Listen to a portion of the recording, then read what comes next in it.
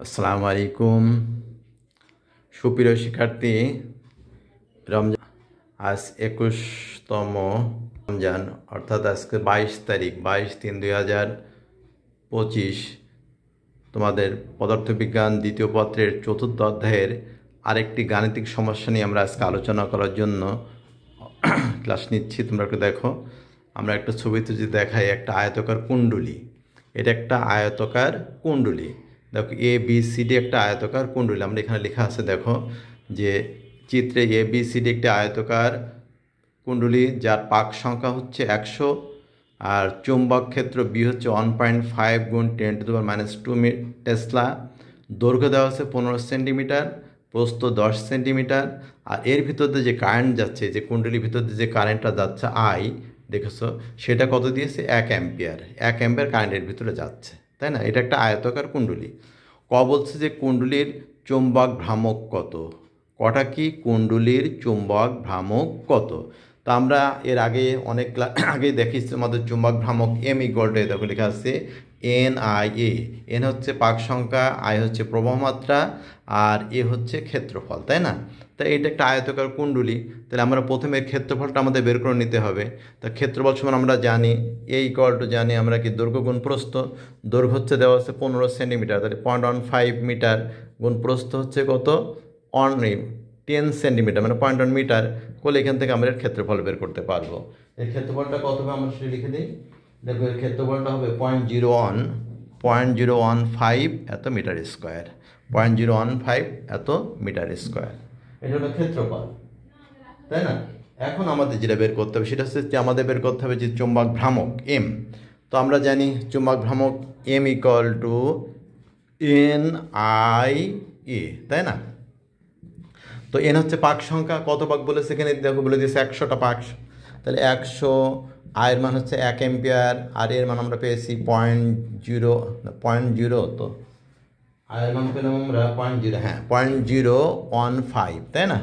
তো এখান থেকে আমরা যদি এগুলো বসাইতে আমরা দেখো এম এর মান পেয়ে যাব। এম এর মান যেটা আমরা পাবো সেটা হলো, লেখো এম এর মানটা পেবো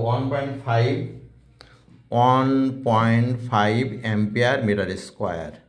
তাহলে আমরা এই কুণ্ডলীর চুম্বক ভ্রামক কত সেটা আমরা পেলাম 1.5 অ্যাম্পিয়ার মিটার স্কোয়ার।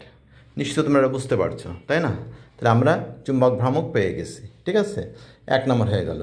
2 নম্বর যেটা আমাদের বলেছে, দেখো 2 নম্বর এখানে কি বলছে, যে কুণ্ডলীকে বৃত্তাকার করা হলে, এটা আয়তাকার একটা কুণ্ডলী, তাই না?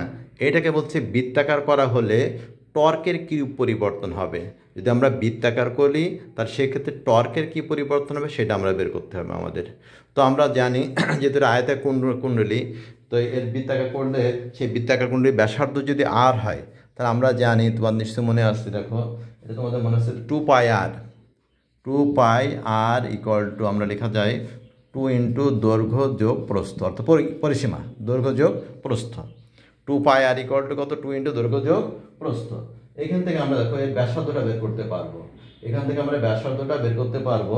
তাহলে এখানে r = তাহলে কত হবে? কেটে গেল 2 হবে। r = হবে তোমার l + b হচ্ছে কত? পাই। এটা হচ্ছে r এর মান পেলাম আমরা, তাই না? অর্থাৎ যদি বৃত্তাকার কুণ্ডলী তৈরি করি তখন তার ব্যাসার্ধ হবে এটা। তাহলে এর ক্ষেত্রফলটা আমরা বের করব। এর ক্ষেত্রফল হচ্ছে আমরা তাহলে বের করতে যদি পারি, ক্ষেত্রফল আমরা জানি, ধরি a' ধরি, a' = πr², তাহলে পাই আর এর মান তো এই যে l + b/2, b/π তার হোল স্কোয়ার, তাই না? সরি, এখানে πr² b/, হ্যাঁ। তো এখান থেকে আমরা বের করতে পারবো, যে তার ক্ষেত্রফলটা কত হবে সেটা দেখো। ক্ষেত্রফল হবে 0.199 মিটার স্কোয়ার, এত মিটার স্কোয়ার। তাহলে যদি আমরা এই আয়তাকার কুণ্ডলীকে বৃত্তাকার কুণ্ডলীতে পরিণত করি, তার ক্ষেত্রফল হবে এটা। নিশ্চয়ই তোমরা বুঝতে পেরেছো। এখন আমরা আসি যে টর্কের মান, টর্কের কীরূপ পরিবর্তন হবে আমাদের বের করতে হবে, যে টর্কের কীরূপ পরিবর্তন হবে। আমরা আরএমএর বের করলাম, ক্ষেত্রফলে বের করেছি। এখন বলছি যে টর্কের কীরূপ পরিবর্তন হবে, টর্কের কী পরিবর্তন হবে সেটা আমাদের বের করতে হবে, তাই না? তো আমরা নিশ্চয় জানি টর্ক, তোমাদের মনে আছে, দেখো এখানে লেখা আছে যে টর্কটা টাউ = হচ্ছে NIAB, এই যে টর্কের মান টাউ = NIAB। তো এন এর মান তো আমরা আগেই পেয়েছিলাম, তোমাদের নিশ্চয় মনে আছে, যে একবার যদি আমি বসিয়ে দিই তাহলে আমাদের এন এর মান ছিল কত দেখো 100, আয়ের মান 1, এর মান পাইছিলাম আগেরটা যদি হয় তাহলে আগে পাইছিলাম আমরা 0.015, তাই না? মনে আছে তোমাদের নিশ্চয়ই।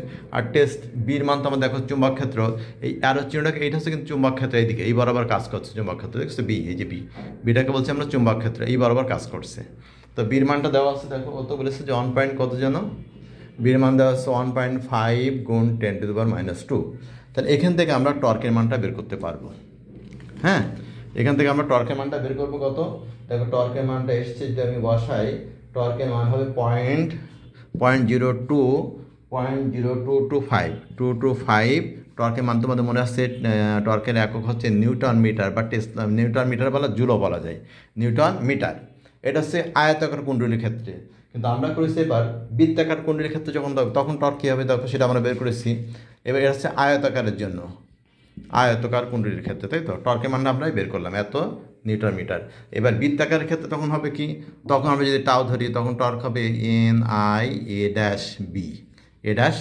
তাই না?